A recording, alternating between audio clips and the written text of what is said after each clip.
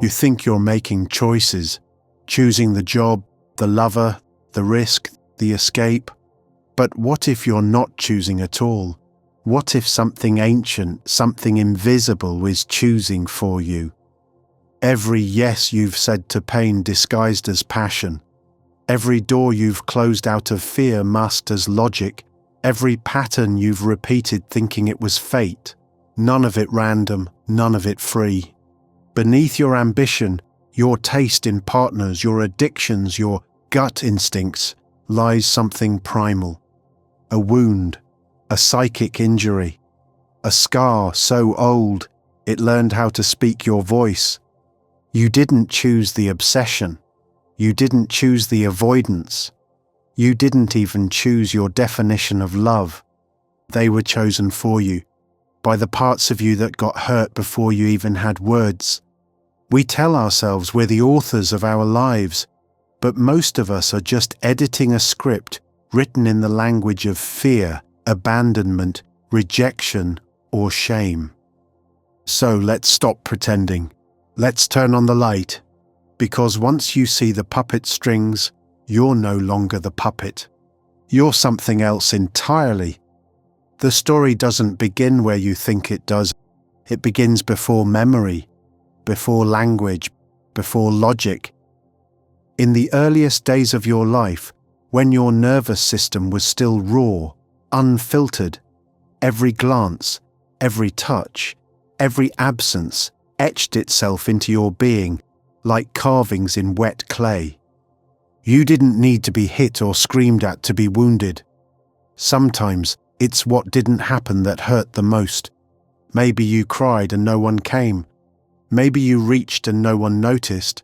Maybe you were celebrated only when you were quiet, pretty, easy to handle. These moments, the ones your mind can't even recall, became the blueprint. You learned, this is what love feels like. This is who I have to be to stay safe. And above all, this is what I'm worth. This is where the wound is born, and the wound doesn't just sit quietly. It grows teeth. It becomes a strategy. You become the overachiever, the caretaker, the rebel, the ghost, whatever it takes to feel acceptable. But these strategies were never choices. They were responses, smart ones, life-saving ones. And yet they calcify, harden into identity. The child's adaptation becomes the adult's prison. And now, decades later, you still live by a contract you never consciously signed. Avoid pain, seek approval, repeat. This is how the wound writes your life. Not in blood, in behavior. Trauma doesn't knock, it doesn't ask for permission. It carves itself into your nervous system and whispers orders through your thoughts, your impulses, your preferences.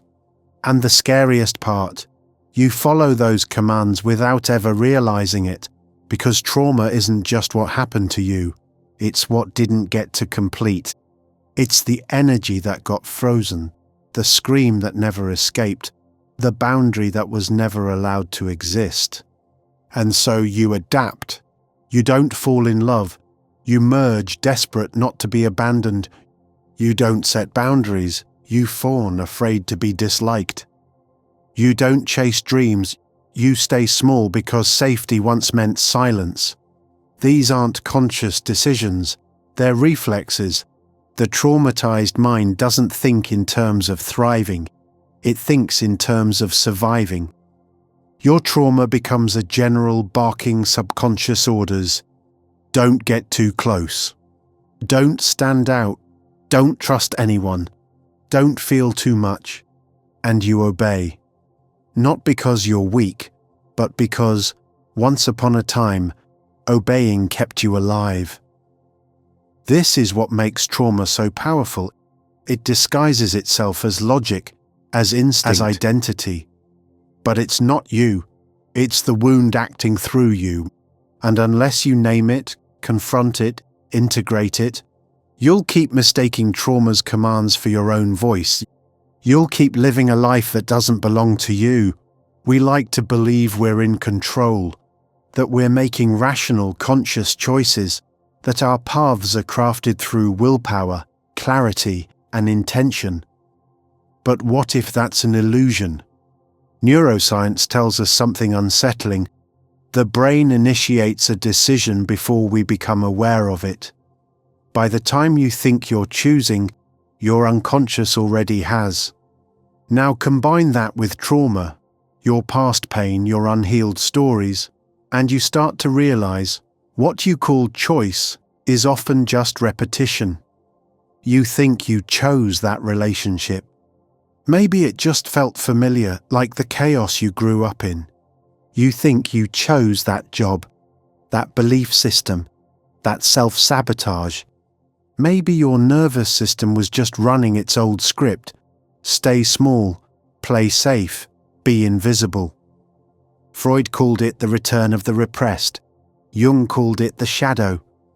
Your unconscious doesn't forget, it simply hides. And while you go about your life thinking you're driving the car, your wound is often the one with its hands on the wheel. True free will doesn't happen by default. It's not given, it's earned, through awareness, through discomfort, through unlearning, because until you see what's underneath your choices, you're not choosing, you're reenacting. Your wound didn't just shape how you feel, it built who you think you are, not on purpose, not maliciously, but quietly over time. Like a story told so often, you forget it's fiction. The child who wasn't heard becomes the adult who doesn't speak up. The one who felt unsafe becomes the hyper-independent lone wolf. The one who had to perform for love becomes the perfectionist, the people-pleaser, the chameleon. These identities feel natural because they worked, they protected you, gave you a way to survive, be accepted, be seen. But survival strategies aren't the same as truth, and over time you start to confuse the mask with the face. Carl Jung called this the persona, the false self we create to navigate the world. It's not evil, it's just incomplete. Behind the persona lives the shadow, everything you pushed away to be good, liked, or safe. Your anger, your grief, your fear, even your joy, your creativity, your confidence. If they weren't welcome, they got buried too. Trauma teaches you who not to be. It fences off parts of your soul and says, that part isn't allowed.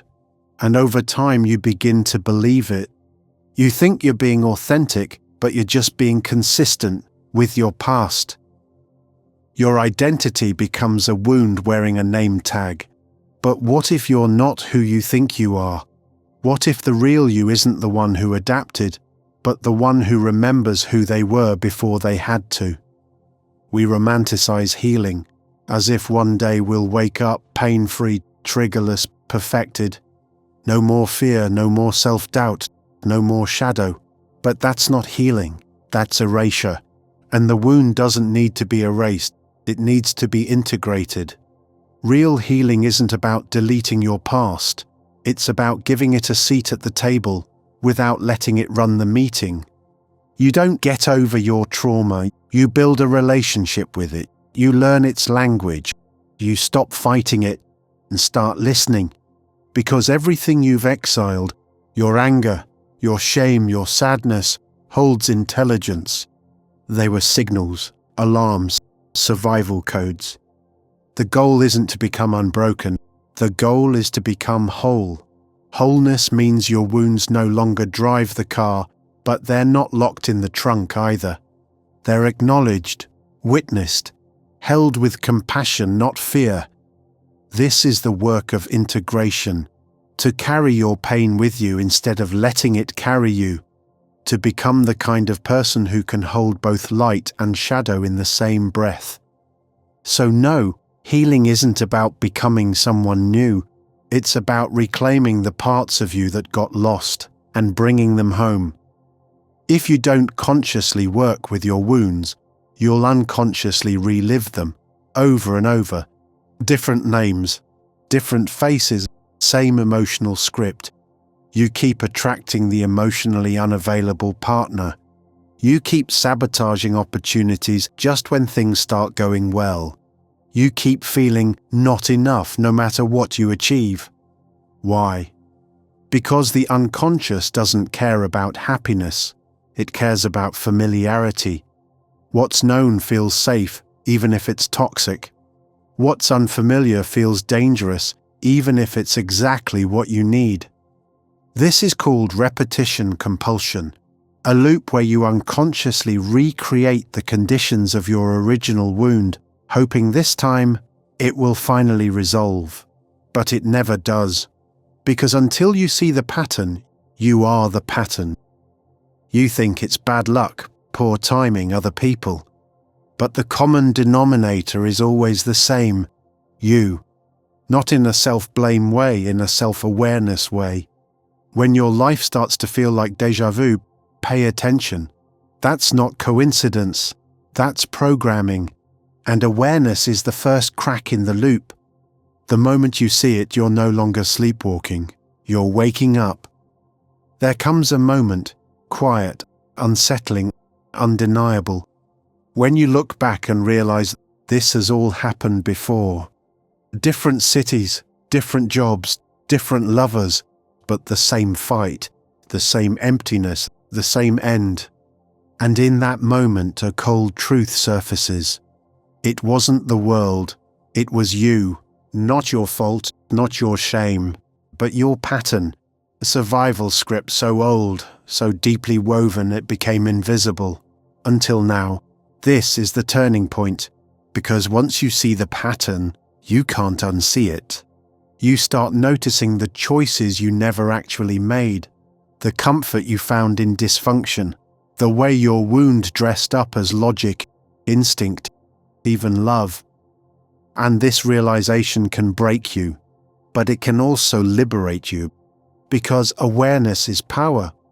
When you name the pattern, you begin to loosen its grip. When you trace it back to its origin, you begin to reclaim the part of you that froze in time. And when you finally see that you were never broken, only bound, you begin the real work, unraveling the script and writing something new. It's a terrifying question. Who are you without the wound? Because for so long, your pain gave you purpose. Your anxiety made you productive. Your sadness made you deep. Your abandonment made you independent.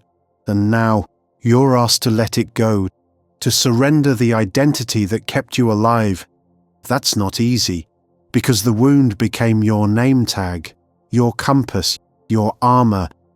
It told you who to trust, how to behave, what to avoid. Without it, who are you? This is the moment where many people retreat, because even suffering feels safer than the unknown. But if you can stay, if you can sit in that uncertainty, something extraordinary happens. You begin to meet the self that existed before the wound, the one who didn't need to perform to be loved, the one who wasn't built around defense. That self may feel distant, faint, almost mythical, but it's not gone. It's just buried beneath years of strategy, survival, and silence. And now, for the first time, you're digging it out, not to destroy the wound, but to find the you that the wound tried to protect. Once you see the pattern, once you realize the wound's been writing your story, you have a choice. You can keep playing the role, or you can pick up the pen. This is the beginning of rewriting the script. But it doesn't happen through willpower alone. It happens through practice, presence, and discomfort. Because the moment you step outside the wound's programming, your body will scream, "This isn't safe." And it's not lying, just outdated.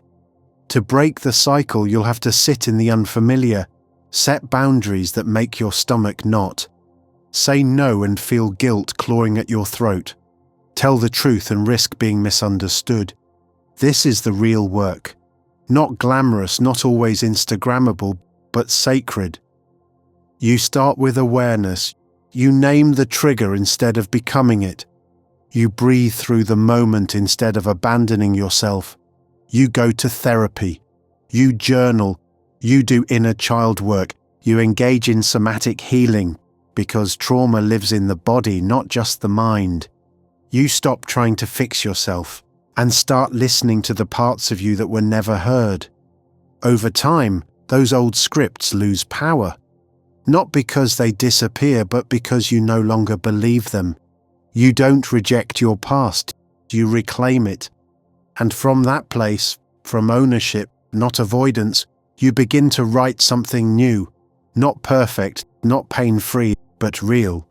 Yours. The wound doesn't vanish. It still whispers, it still aches. It still shows up uninvited on hard days. But something's different now. You know it's there, and more importantly, you know it's not in charge.